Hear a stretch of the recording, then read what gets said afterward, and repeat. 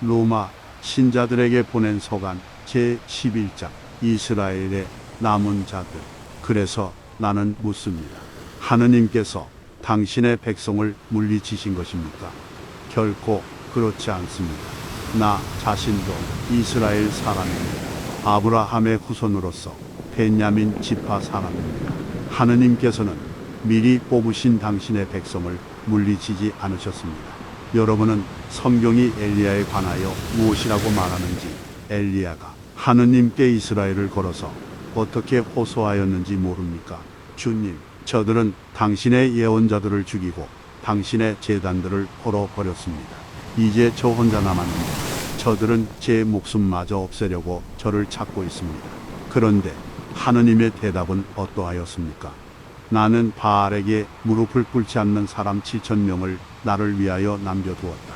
이와 같이 지금 이 시대에도 은총으로 선택된 남은 자들이 있습니다. 이렇게 은총으로 되는 것이라면 더 이상 사람의 행위로 되는 것이 아닙니다. 그렇지 않으면 은총이 더 이상 은총일 수가 없습니다. 그러면 어떻게 됩니까? 이스라엘 백성은 자기들이 찾던 것을 얻지 못하고 선택된 이들만 그것을 얻었습니다. 나머지 사람들은 마음이 완고해졌습니다. 이는 성경에 기록된 그대로입니다. 하느님께서는 그들에게 사람을 마비시키는 영을, 보지 못하는 눈을, 듣지 못하는 귀를 주시어 오늘날까지 이르게 하셨다. 다윗도 이렇게 말합니다. 그들 식탁이 그들에게 올가미와 덫이 되고 걸림돌과 응보가 되게 하소서. 그들의 눈은 어두워져 보지 못하고 그들의 등은 늘 부어 있게 하소서. 다른 민족들의 구원. 그러면 내가 묻습니다.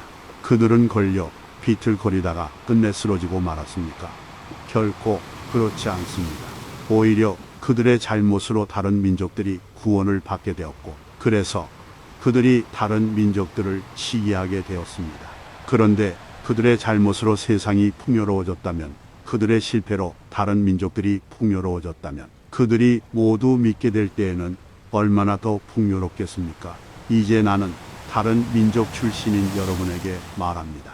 나는 이 민족들의 사도이기도 한 만큼 내 직분을 영광스럽게 생각합니다.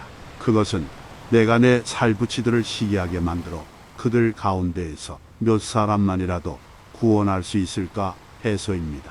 그들이 배척을 받아 세상이 화해를 얻었다면 그들이 받아들여질 때에는 어떻게 되겠습니까? 죽음에서 살아나는 것이 아니고 무엇이겠습니까? 만물로 바치는 빵 반죽덩이가 거룩하면 나머지 반죽도 거룩합니다. 뿌리가 거룩하면 가지들도 거룩합니다. 그런데 올리브 나무에서 몇몇 가지가 잘려나가고 야생 올리브 나무 가지인 그대가 그 가지들 자리에 접붙여져 그 올리브 나무 뿌리에 기름진 수액을 같이 받게 되었다면 그대는 잘려나간 그 가지들을 얕보며 자만해서는 안 됩니다. 그대가 뿌리를 지탱하는 것이 아니라 뿌리가 그대를 지탱하는 것입니다.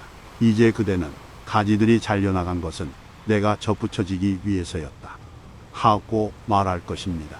옳은 말입니다. 그들은 믿지 않아서 잘려나가고 그대는 믿어서 그렇게 서 있는 것입니다. 그러니 오만한 생각을 하지 말고 오히려 두려워하십시오. 하느님께서 본래의 가지들을 아까워하지 않으셨으면 아마 그대도 아까워하지 않으실 것입니다. 그러니 하느님의 인자하심과 함께 준엄하심도 생각하십시오.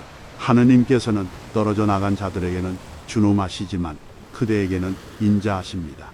오직 그분의 인자하심 안에 머물러 있어야 합니다. 그렇지 않으면 그대도 잘릴 것입니다. 그들도 불신을 고집하지 않으면 다시 접붙여질 것입니다. 하느님께서는 그들을 다시 접붙이실 능력이 있으십니다. 그대가 본래의 야생 올리브 나무에서 잘려나와 본래와 달리 참 올리브 나무에 접붙여졌다면 본래의 그 가지들이 제 올리브 나무에 접붙여지는 것이야 얼마나 더 쉬운 일이겠습니까? 온 이스라엘의 구원. 형제 여러분, 나는 여러분이 이 신비를 알아 스스로 슬기롭다고 여기는 일이 없기를 바랍니다. 그 신비는 이렇습니다. 이스라엘의 일부가 마음이 완고해진 상태는 다른 민족들의 수가 다 찰 때까지 이어지고 그 다음에는 온 이스라엘이 구원을 받게 되리라는 것입니다. 이는 성경에 기록된 그대로입니다. 시온에서 구원자가 오시어 야곱에게서 불경함을 치우시리라. 이것이 내가 그들의 죄를 없앨 때 그들과 맺어줄 나의 계약이다. 그들은 복음의 관점에서 보면 여러분이 잘되라고 하느님의 원수가 되었지만, 선택의 관점에서 보면 조상들 덕분에 여전히 하느님께 사랑을 받는 이들입니다. 하느님의 은사와 소명은 철회될 수 없는 것이기 때문입니다. 여러분도 전에는 하느님께 순종하지 않았지만 이제는 그들의 불순종 때문에 자비를 잊게 되었습니다.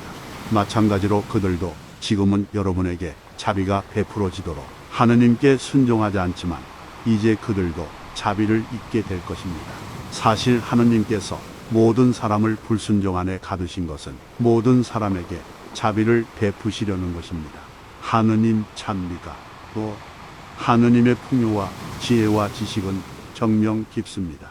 그분의 판단은 얼마나 헤아리기 어렵고 그분의 길은 얼마나 알아내기 어렵습니까? 누가 주님의 생각을 안 적이 있습니까? 아니면 누가 그분의 조언자가 된 적이 있습니까? 아니면 누가 그분께 무엇을 드린 적이 있어 그분의 보답을 받을 일이 있겠습니까?